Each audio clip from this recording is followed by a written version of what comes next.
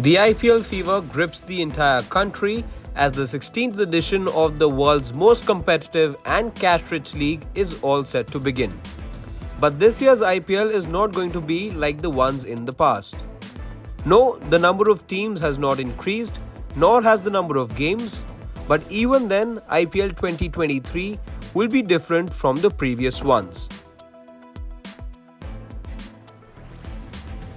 The last 3 years of the IPL were impacted because of the coronavirus, and that meant that the tournament had to be played away from India on a couple of occasions.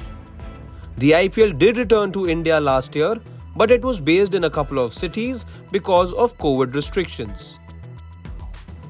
But finally, this year's IPL will see the return of the home and away format, which means that each team will be playing 7 matches at home in the league stage. Now this is almost unheard of. Never in the history of the game have we seen captains walk out with 2 different team sheets, but it's going to be the case in this year's IPL. In order to make the game interesting, the BCCI has allowed captains to carry 2 team sheets for the toss, and depending on the outcome of the toss, captains can name their desired playing 11. In a bid to add a tactical dimension to the IPL, captains will also have the option of bringing in an impact player. The BCCI hopes to add a whole new dimension to the IPL matches, as captains will have the option to bring in a player called the impact player even when he wasn't named in the initial 11.